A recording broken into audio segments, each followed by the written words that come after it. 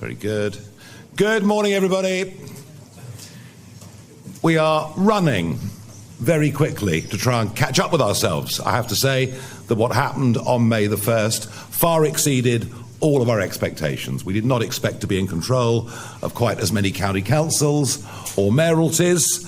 And to be frank, we've been running this party over the course of the last 11 months with a very, very minimal number of staff. The one that has perhaps borne the greatest burden is Zia, who was doing pretty much everything behind the scenes and sometimes in front as well. All of which explains his bid for freedom last week. He crawled out under the wire and was running away in the woods as fast as he possibly could, leaving a trail of not so brilliant tweets behind. But after 48 hours we got him and he's back inside, and he will be taking over a job that will still consume him for a good 12 hours a day, maybe not the 18 hours a day he's been doing for me over the course of the last 11 months. I'm a good, kind boss, he'll tell you. I thanked him once over the course of the last year. But he's back, and he's head of UK Doge, among other things. And I want to introduce him onto the stage right now. Zia.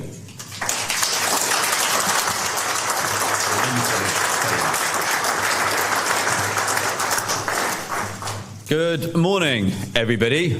So sorry to put you all through that. I did realise the only way I was going to get a couple of days off was to resign and then come back. Look, I came into politics out of a sense of duty. I was over the moon and ecstatic when Nigel said he was returning to frontline politics to take over as leader of Reform UK. I said I wanted to do everything in my power to make him Prime Minister and to get a Reform government in. My commitment to that is redoubled.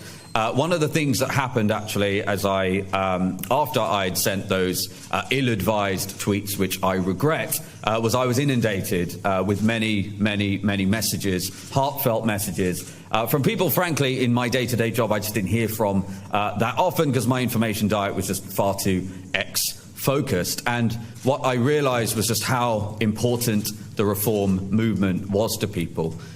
It is not just a political party. The words like heartfelt, people. There was a gentleman who was in palliative care who said that this movement represented what he viewed as really the last chance for this great country to turn itself around. So I realised how critical Reform UK was to so many millions of people, how critical Nigel is, his leadership, our amazing MPs, our volunteers, everybody around the country who has contributed to this. I could not leave that behind. And sometimes in life, and I hope all of you might agree with this, that sometimes when it takes having a little bit of distance from something to realise how important it is to you. I can't thank Nigel enough for having me back. I regret those tweets. I'm just to perhaps jump ahead of some questions, just to be really clear. I was exhausted, 11 months, and we're really proud of what we've achieved. We've gone from 14% of support in the country to 30%. We've got 400 branches full of amazing volunteers across the country. The membership has quadrupled in size to 230,000, and we're very proud of what I think will be the most historically important set of local election results in this country's history. So I'm hugely fortunate, and I feel very blessed to be back amongst this amazing team. And look, I'm going to be serving, as Nigel said, to lead the Doge UK efforts. The national budget is £1.2 trillion a year. The amount of waste and, in some cases, corruption is off the charts, and a reckoning is coming. I want to give you an example. Let's take Kent County Council, where we visited. Feels like a lifetime ago now, but I think it was 2 weeks. Confirmed, by their own admission, £2.8 million of fraud last year, the vast majority of which is actually inside the so-called mandatory statutory budgets, in which there are apparently no savings to be found. They've been paying taxpayer money for taxi companies submitting invoices for journeys that never happened, adult social care companies submitting invoices for care of people who had long since deceased, paying employees who had long since left. As Lee said, the snouts have been in the trough for far too long. Look, there are a lot of great people who do great work in the public sector, but there is no doubt there's a huge amount of waste. We're assembling an all-star team of brilliant people who are working for free. They're going to use cutting-edge tools and technology to do, frankly, an inhuman amount of work to get to the bottom of where there is waste and potentially corruption. So very excited to do that. And actually, I think, in terms of how important it is, given the enormous growth in public spending and the state of this country's finances, I actually think it's going to be one of the most important missions this country will embark on since World War II. So I'm really excited about that. I'm even more excited that Dr. David Bull is going to be the new chairman of the party. Look, this party is no longer a startup. I think it's gone to scale-up phase, to use perhaps a tech analogy. And look, the reality is what we need now in a chairman is someone who is an incredible communicator, someone who's loved universally across the party, loved by the volunteers, someone who's going to, I think, do a better job than me at energising volunteers on the front line. He's going to have more time to do it. I think you probably agree he's a more affable and charming man than I am. So look, I am hugely excited that Dr. David Bull is going to be taking up the role of chairman. I wholeheartedly congratulate him, and I know he's going to do an incredible job for us. Thank you very much, everyone.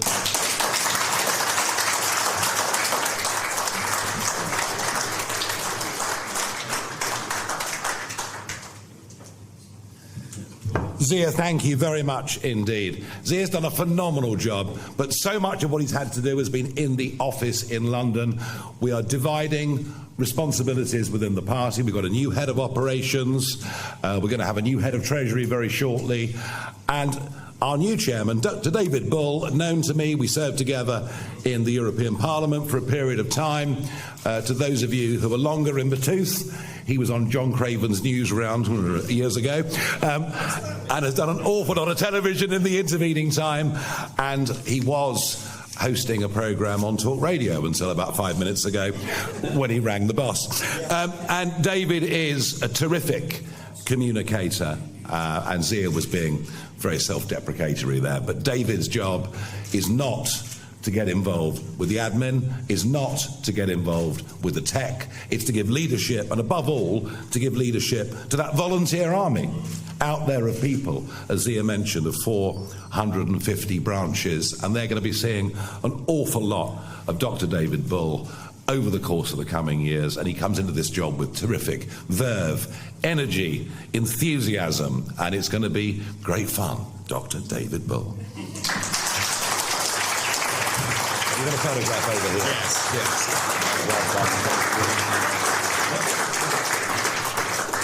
If you do the hand over, Zia, if you just pose with David for the hand over, you don't need to do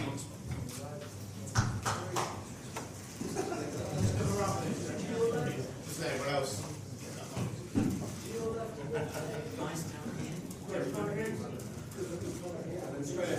Which one? Yeah.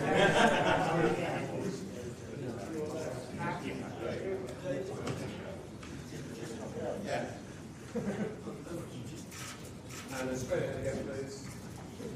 Guys, you should come to my camera just for one more. And just over here as well. Take it away. Thank you. Well, very good morning to all the members, first of all, from Reform UK. I want to say a very good morning to all the supporters of Reform UK and, of course, ladies and gentlemen of the press. I am absolutely bowled over. I am thrilled. I am delighted to take up this position as chairman of Reform UK. It is the fastest growing political party this country has ever seen. It is an absolutely massive role, which you've heard from Zia. It's a huge role. I will take it up with vigour, determination, enthusiasm, and a smattering of trepidation. It is an absolutely vast role. I'm also deeply honoured that Nigel has asked me to do this. We go back a very long way, as you heard. I'm absolutely thrilled that he's put his trust into me as we continue with the growth, the development and the professionalisation of the party.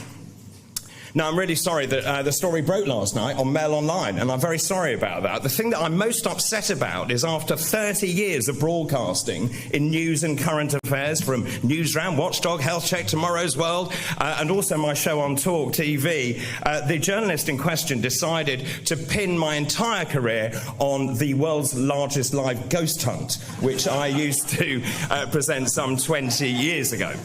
Having said that, I'm going to use my skills in the paranormal to dig around and find skeletons in the closet of the Conservative Party and the Labour Party as well. Now, as Nigel said, my role is very much going to be externally facing. I've spent a lot of time on the ground campaigning with Richard over the years, and the lifeblood of this party is the voluntary party. They are an extraordinary group of people. They go out regardless of the weather, they knock on doors, they put leaflets through the letterboxes, they set up market stalls, and they really are such an important, vital asset to this party. What I want to do is to go around the country to show some love to all of those people who believe that this country deserves better.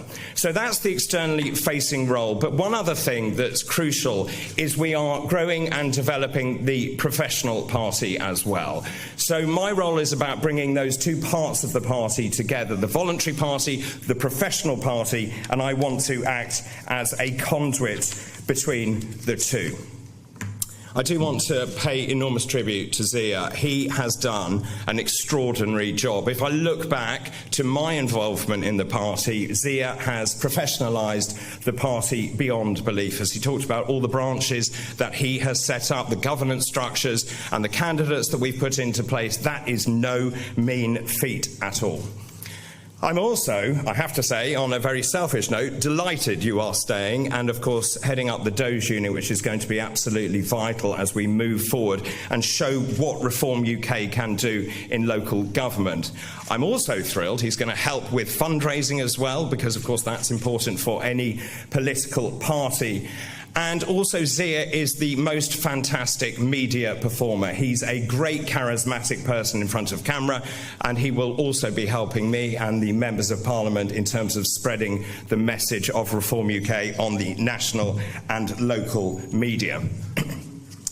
Now, I've actually been involved with the party, as Nigel said, for a very long time. I was elected in the Brexit Party as an MEP for the North West. I've stayed with the party ever since then. And in fact, I think it's fair to say that Reform UK was founded in my kitchen in Suffolk, I think, with Richard Tyers. Nigel decided to go off on a sabbatical, and Richard gamely stood up and became the leader of the party. I became the deputy leader of the party, and we grew the party from 2 to 3%, then 6, 7, 8%. But when Nigel came back, we have now rocketed off the charts. We're now polling consistently at 31% across the board, pretty much in every single poll you look at.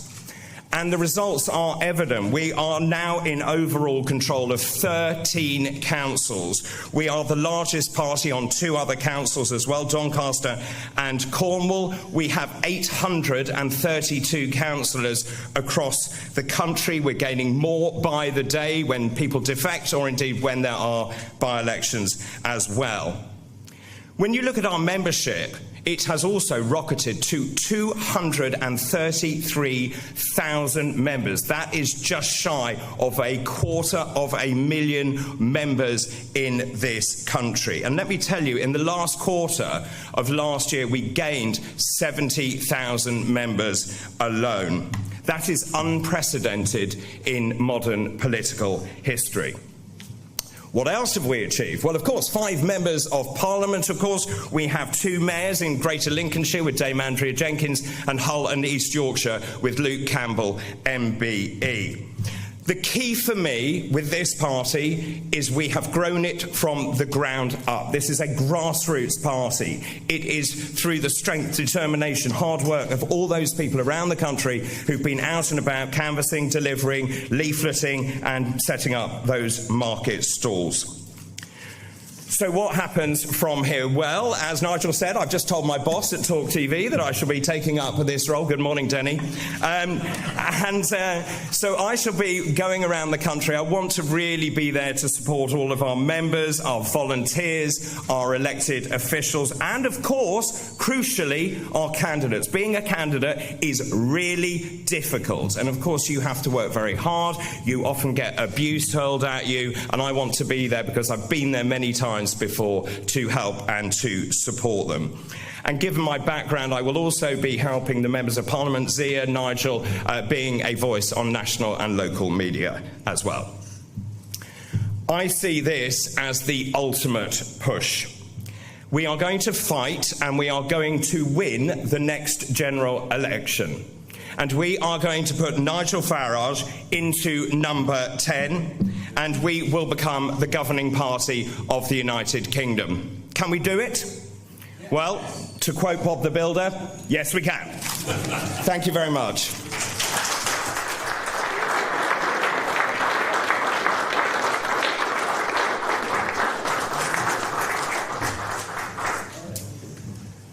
David, thank you very much. Could I have my press list back, please?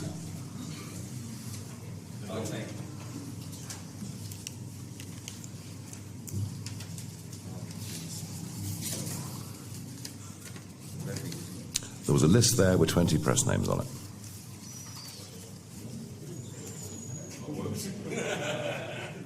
What a start. Who knew the chairman was a tea leaf?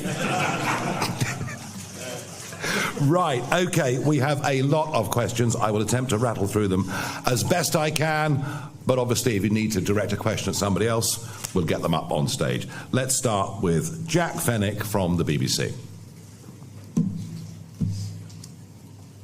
Jack Fenwick, BBC News.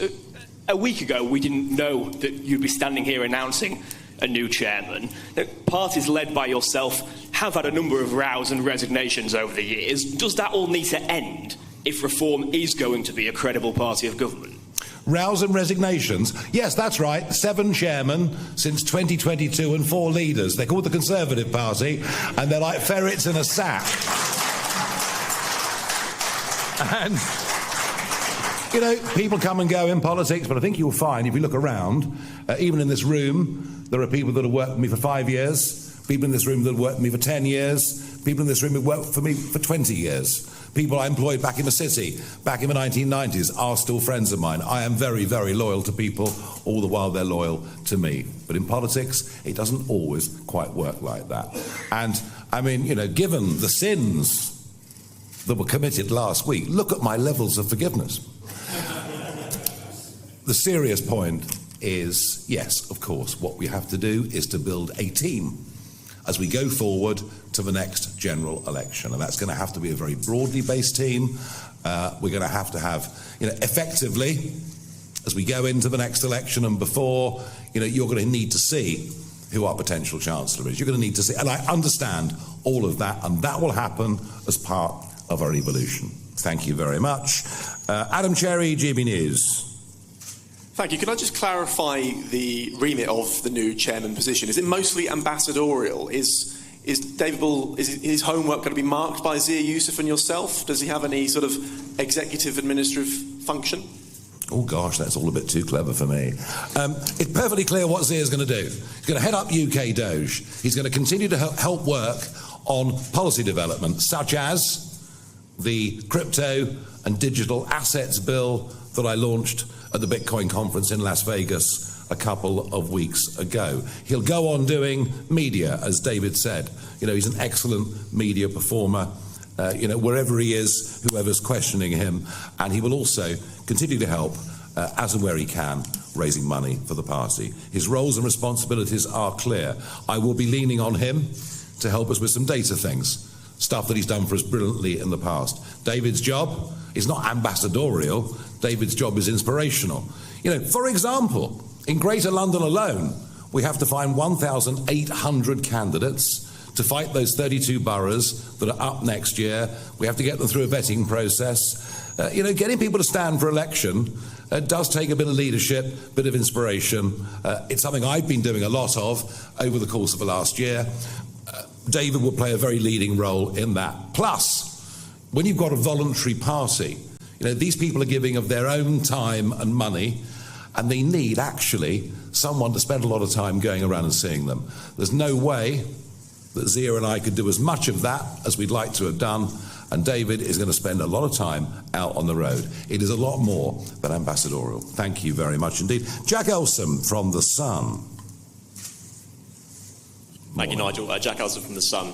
It's been clear for the past few days that Reform are not afraid to have some robust conversations about some of the big issues. So can I ask about another one? Because after the sentencing of the Southport killer in January, Lee Anderson and Richard Tice mooted bringing back the death penalty. Sarah Pochin said in the Runcorn by-election she would never support such a thing. So can I ask what your and the party's position is on that? Thank you. These are issues of conscience, just as the assisted dying debate will be when it comes up on Friday, just as the abortion limit. These are all issues of conscience. Nothing on the death penalty will be part of party policy. I have to say, personally, I think given there have been 500 quite serious miscarriages of justice in this country since the early 1970s, I don't think I could ever support it, but I understand why others take a different point of view. Although I do think it's quite interesting, there's a younger generation coming through who seem to increasingly support the death penalty, and I suspect it will be back within the next decade as an issue of major national debate. Not quite yet, but it's coming. But certainly these things will not be party policy, far, far from it. Sam Coates from Sky News. Nigel Farage, how important is it, how useful is it to have a new chairman who's got lots of experience on the telly? Well, actually very good, as you know yourself, having made the transition to being a TV star. And I even think, Sam, you might have bought one or two new suits, although they're still crumpled. And I think message delivery and simplicity of message in politics is very important. I mean, sit and watch Question Time. Hear the first question to the minister or the shadow minister. They'll give a 90-second answer. Nudge the person next to you and say, what did he or she just say? And they'll go, can't quite remember. So clarity of message, message delivery, getting people to understand what you're saying, even if they disagree with it, is vital. And I think David's got more experience than all the rest of us in doing that. And I think that really, really does matter. Carl, ITV. Thank you very much. Carl Dinn in ITV News. I just wonder where you stand on Sizewell C and whether or not your government, the government that you would head, would put billions of pounds into nuclear power, or would you prefer coal? We need coal in small quantities for specialist reasons, and we should mine our own and not import it from Japan and Australia. But that is quite different to reopening every coal-fired power station in Britain, although I think it was moronic to close down Ratcliffe, the last one, which is a very useful backup. Absolutely moronic thing to do, but then from Ed Miliband, what would you expect? The arguments being made this morning in favour of Sizewell are remarkable. We're being told that it's carbon zero energy and that it gives us constant energy. Yes. So how can the government on the one hand argue for that and on the other argue for a massive increase in intermittent renewables whose energy doesn't fit our national grid system? And it's very interesting. that on May the 29th, we were once again a whisker away from the lights going out in this country. And we've had several days this year when we've had to import over 20% of our electricity. This is the lunacy that we were taken into. Boris Johnson, the Saudi Arabia of wind, that being carried on. We are, as a party, pro-nuclear. We think ultimately, if you do want to reduce carbon emissions, it is the only way, frankly, to do it. I would just make 2 points. One being that both Hinkley and Sizewell are a pretty outdated model of nuclear reactor. First point. And the second point, it's remarkable how much nuclear energy costs in this country compared to other countries in the world who can do it at a half or maybe even a third of the price. I'll talk more about that over the course of the next week. Thank you very much indeed. Caitlin from PA. Thank you. Yesterday when you were speaking in Port Talbot, you said that Mr Yusuf's resignation plunged your party into a difficult place for a few hours. Do you have confidence that that is not going to happen this time? And if not, have you made any changes to ensure it doesn't? Yeah, we've locked him in a room. He can't do it again. Look, have you ever made a mistake in your life? And the more people work under pressure, and in mistake, one tweet these days, and suddenly the whole world looks different and looks terrible. I think it's very unlikely that Zia, who is a very diligent person, will do that again. Will we never, ever, ever, ever, ever again have someone say or do something stupid? Of course we will. It's life. It's human beings, and people's faults and people's virtues, I think, are magnified in politics compared to business and many other walks of life. David Wilcox, Daily Mail. Thank you, Nigel. Just wanted to talk about donations. The new figures for the first quarter out today, showing Reform struggling a little bit to bring money in that isn't donated by Richard Tice and a few other close figures. Are you worried that the money still isn't coming in? Is Nick Candy's job safe as Treasurer, and would you like to see him donate the balance of his £1 million that he promised? How do you compare the donation figures with the previous quarter? Not off the top of my head. You're the Daily Mail, not me. I mean, surely you know the facts, not me. I think you'll find it's like a tenfold increase.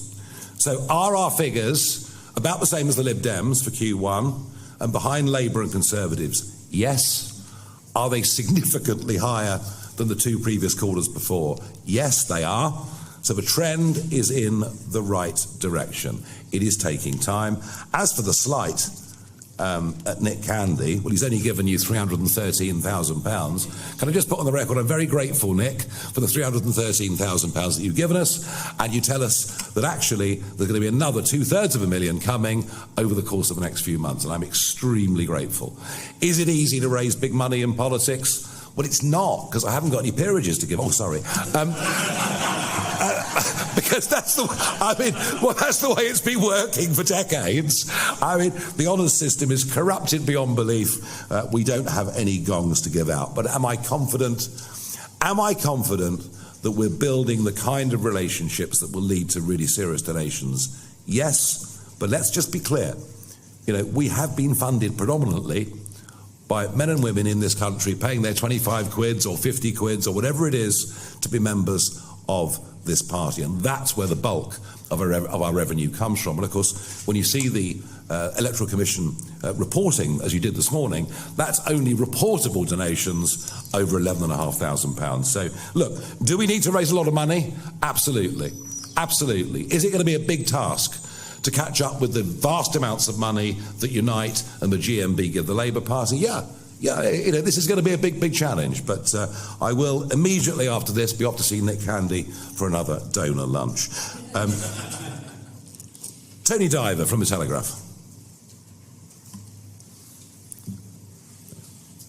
Thank you. Can I ask a bit more about your staffing plans and the shadow cabinet? When you're looking for people to join your party and be spokesmen for these issues, will you be looking for former Conservative ministers who've got some experience serving in government when you're pitching to the voters? And if I may, Kemi Badenoch has said that she would let bosses ban the burqa, and she's also backed mass deportations of foreign criminals going forward. Oh, wow. I say she is moving, isn't she? Gosh. She's gone amazing. Further on both of those issues, arguably, than you have. Is it possible that she is more right-wing than you? Well, most people are more right-wing than me. I mean, I'm a socialist, after all, given our family policy. Look, it doesn't matter what Kemi Badenoch says. No one's listening. No one's listening. No, I'm not joking. No one's listening. The country is not listening to what she has to say, does not take what they say seriously. I even saw Jenrick the other day say we're going through economic and societal breakdown. I mean, perhaps I'll lend him my clothes next, you know. But no, look, no one takes them seriously at all. As for people who come to join us from the Conservative Party, well, most of them did a pretty rotten job. If there are some that did a good job, then yes. Obviously, the same principle would apply, we're being a bit hypothetical here, but the same principle would apply as applies in the local councils. We have lots and lots of newbies going into these county and unitary authorities, but we also have people that have been there before, without which it would be difficult. So yes, we will need some people who've got real experience of how government works and real experience of how perhaps it might be tricky at times to do battle with the civil service. So yeah, we want people who are experienced, but we want people who join us for the right and not the wrong reasons. James Hill, Spectator. Thank you, Nigel. At the end of April, you said that there'd be more detail on your deportation policy within 3 to 4 weeks. Can you just give an update of when that is going to be published? Yeah, we've looked and thought, Zia and I both have looked and talked about this at very great length. We've looked at draft paper after draft paper. Frankly, been completely overtaken by events. Completely overtaken. The first sentence I uttered today was, we are running fast to try and catch up. May the 1st, getting these new councils in place, working out new branch rules, etc. We've been completely overtaken by events. Is that a work in progress that will come sooner rather than later? It is. Is it a bit behind? Yes. Lucy White, Bloomberg. Hi, thanks, Nigel. Zia was very popular with some of your more business-minded supporters. Do you believe that David's going to have the same appeal, and might he be open to criticism that you're taking a more sort of Trumpian line given his TV experience? Well, I can't talk about David's appeal, obviously. I mean, that's up to it's all in the eye of the beholder, I suppose. I think the point is we're building a broad team. You know, we're broadening the leadership base and the management base of the organisation. There's no particular reason why business people would take umbrage at Dr. David Bull. Who knows? Having somebody inside that's been a hospital doctor might actually be a very useful thing when it comes to answering questions about the National Health Service and the deficiencies within it, without people screaming that we want to make people pay £150,000 for a hip operation, which appears to be what the Labour line machine is roughly saying at the moment. So, you know, it's going to be a broadly based team. We now have a qualified doctor as a senior member of our management team, and we have Sarah, who's been, as you know, a magistrate for 20 years, 12 years in the chair of that, and we are beginning to build out a much more broadly based party, and that will appeal, you know, individuals will appeal more to some sections than others. I'm not concerned about that. Will Hazel from the Eye. Thanks, Nigel. Zia Yusuf's departure and return highlighted differences of opinion within Reform on the specific issue of the burqa. On the broader issue of Islam's place in 21st century Britain, do you think Islam presents any sort of threat to British culture, British way of life? I think if it highlighted anything, it highlighted what are the priorities. Yeah, what is in the front line? What is in the shop window as opposed to what's there in the rest of the store? And I think Zia, I can't speak for him really, but I think what Zia felt was, you know, we've got a cost of living crisis, a looming energy emergency, more boats coming across the channel than we've ever seen before, lawlessness in London and all of our other major cities, be that knife crime, gang crime, you name it. There are many, many other priorities.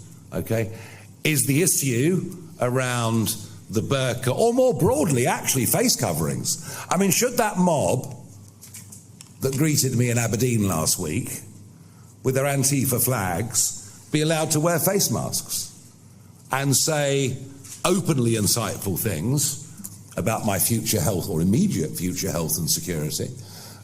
Should they be allowed to do that with their faces covered? So there is a much bigger, broader debate about this. Do I think, in cultural terms, the burqa fits in with the British way of life? Not really, no. Let's go to Theo Usherwood, Times Radio. Theo Usherwood, Times Radio. Can I just ask you, Nigel, does this change at the top of Reform's leadership belie the fact that the reform is at risk of being too broad, that actually you need, with Dr. David Bull, to appeal to the base of the party, and that you can't afford to ignore the base of the party? Well, I think, we've built the base of the party incredibly rapidly, much more quickly than I ever thought possible. And if I'm being honest about it, I don't think we've been able to service it properly. We just, we've been a classic startup. A start-up company that's got a good idea, the idea starts to take hold, and, you can see the main representatives of the party sitting on the front row, and they all do their best. We just haven't had enough people to get out, and actually what these members, what these branches, what these potential candidates want, they actually want to sit in rooms like this and debate issues and ask questions. And goodness knows, I spent the whole of January and February travelling around doing county events and regional events, but it just isn't enough. I constantly get asked, well, why haven't you been in Wales for 3 months? Or why haven't you been in Scotland for a year? Or almost like we can't win. Well, luckily now, David Bull is prepared to work 100 hours a week. I didn't tell him that bit yet, but... and he will be going out around the country, and that engagement, the people that have joined us, Theo, are wildly enthusiastic. And they want to show that, and they want to share that enthusiasm, but we also need to help direct them as to how best they can use it. So I do think there was a bit of a gap. There are many other gaps too. It's a classic startup, as I say. It outgrows its own size very, very quickly. I've got Ava from Joe. Hi, Nigel. Zia will be heading up the Doge unit with Aaron Banks, who has previously offshored some of his businesses and not paid the corporation tax that other businesses are expected to pay. I was wondering, with your bold spending plans that you've got, if you are to get into government, will you be encouraging your members to onshore their businesses so that there is more corporation tax in the Exchequer? Sadly, there'll be less corporation tax in the Exchequer as people are offshoring as we speak. There'll be several dozen people today that leave London and probably will never come back. And this catastrophic series of tax policies, of anti-entrepreneurial policies, launched by the great Jeremy Hunt, now being accelerated by Labour, people are going overseas. As for Aaron, well, Aaron has businesses overseas, has paid vast amounts of tax in the United Kingdom, happens to be employing quite a few people all around the world. It is allowed. But he has paid an awful lot of UK tax. But I wonder how many Aaron Bankses will be here in 5 years' time. Virtually everybody I know that has been successful in business is considering leaving this country. The last official figures were that 10,800 of the wealthy left Britain. The next set of figures, I don't know what they're going to be. 20,000, 25,000. You've only got to look at property prices in Westminster, Chelsea, Kensington to see they've all fallen by over 20%. Now, that doesn't really matter, and nor does it benefit ordinary folk, because these are houses priced in millions. But you don't make those that are not doing so well in society better off by getting rid of your biggest taxpayers. And given that the top 1% of taxpayers now pay 30% of all tax revenues, we've got a very, very, very major problem coming. We really have. Stefan from Politico. Thank you, Nigel. In the last week, Elon Musk has spectacularly blown himself up in the US. He's very unpopular in the UK, all polling shows. Considering that, is it wise to have Zia Yusuf's new unit still called UK Doge, or is a rebrand required? Okay, no, good question. I, of course, can proudly boast that I was the first person politically that Elon fell out with in spectacular style. So I set the trend, all of which goes to prove I couldn't be bullied by the world's richest man, and I am my own person, for right or wrong. We thought hard about this. We thought about calling, well, we did have a name, didn't we? There was a UK name that we thought we'd use, and then what polling showed us is one of the things that's wildly popular in the UK, that's happening in America, is the concept of Doge, and that Doge had seeped into public consciousness, and that to attempt to rebrand that would be a hell of a difficult effort. So that's why we've stuck with it. And yeah, Doge is Doge, and Elon is, well, he's Elon really, isn't he? We've got a couple more to do. Jane from Channel 4. Thank you. Do you agree with your new chairman's view that the burqa is an anti-British symbol, and will a ban become reform policy? No, as I've said already, this is about priorities. I don't like to see the burqa. I think he's probably right. It probably is anti-British in the sense that, if these women are being, maybe they're volunteering to do it. I don't know. But if they're being forced to cover up, that is not a good and positive thing. But is it absolutely front line and centre of what we're going to campaign for, not given the other major crises we face? I've got three more. Peter Walker from The Guardian. Hi, Nigel. Well, I hear what you say about you're saying your deportation policy won't be ready for a few weeks. On the radio yesterday, Zia was saying that the ultimate aim will be to deport around 1.2 million undocumented people. Obviously people quibble over the figures, and the report that came up with the 1.2 million is, that's the top end of the range. But there'll still be a lot of people. Could you give a sense of how logistically that would take place? Would the police be expected to do it, or would there be a kind of new immigration enforcement unit? And of those people, around a couple of 100,000 people are children, many of whom were born here, lived here their entire lives. Would you be deporting those as well? As President Trump is discovering in Los Angeles, this is not an easy thing to do. All right? Which is why I've always been, whilst it has to happen, I've always been cautious about delving into specifics on it. I will say this, there'll be no deportations until we leave the ECHR. There'll be no deportations until British judges are freed to make their own decisions. Although even when that comes, given our current crop of judges, I think there may still be challenges, given the politicisation that has happened of the judiciary and the civil service and all the things in a post-Blair time. Two more. Archie from The Independent. Hi, Nigel. One of your MPs, James, who's here as well, tweeted yesterday about small boats, asking if anybody with a camera and a pair of scissors fancies a trip to Calais for some dinghy popping. Do you think that's funny? Do you think it's sort of an acceptable way for an MP to talk about the sort of crisis of people crossing the Channel generally, and would you sort of advise against it, or do you support it? He's perfectly free to say what he thinks. He's a grown-up, isn't he? Do I take deep offence at James? Will I put him in detention? No. Last question, Aubrey from The Times. Finally, thank you. That's all right. You obviously mentioned in your answers earlier about the burqas that there was a wider issue with face coverings. Yeah. I was just curious about whether or not you think they should be banned in protests. That was a specific example you gave. Yeah. So I presume it's not just a sort of religious issue for you. No, it's not. I mean, look, I think that, of course, we have to get this balance of right to protest correct. And everyone recognises that. And there are always arguments about whether we've been too hard on one group or too soft on another, or whether indeed we've had a two-tier approach to this, as seen by the Palestinian marches through London.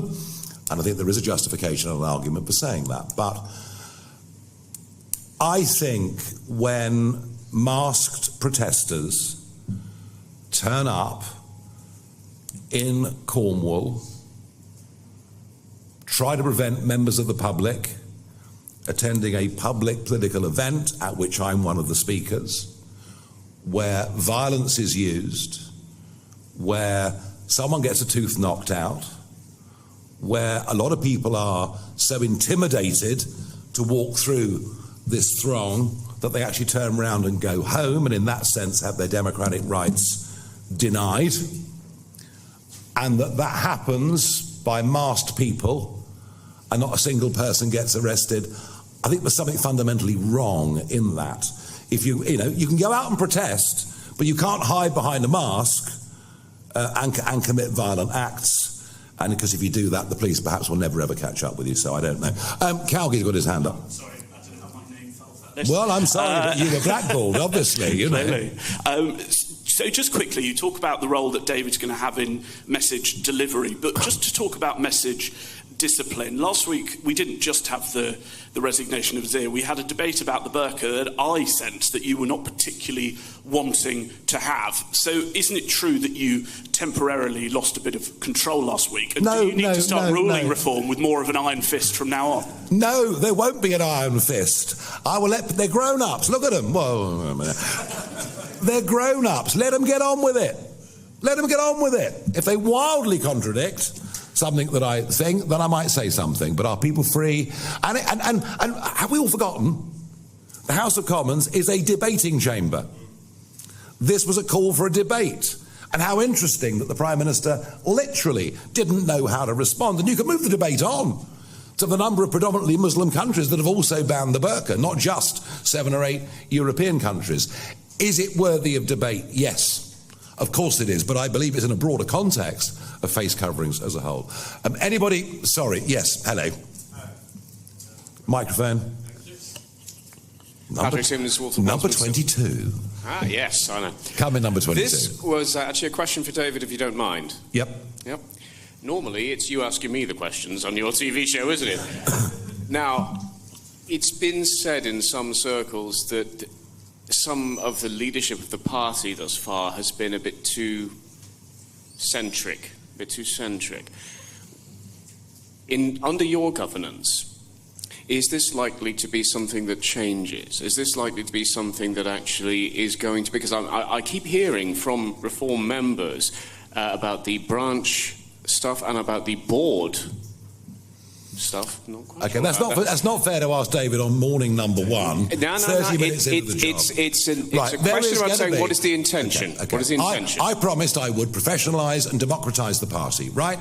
We have professionalised it to a large degree, although it's now bigger than we are, and we're trying to catch up with the broadening of the management and leadership base.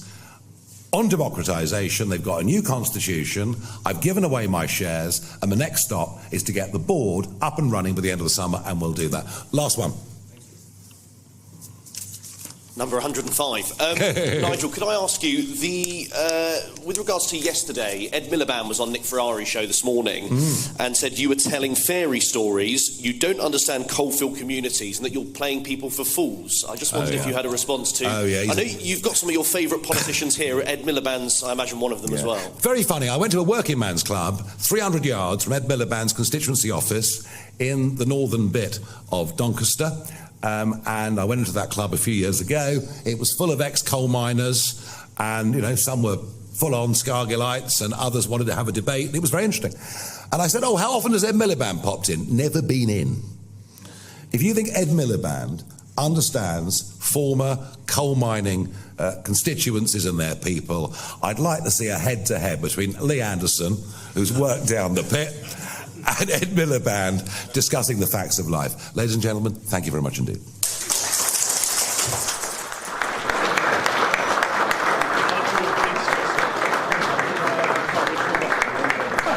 Which one was it?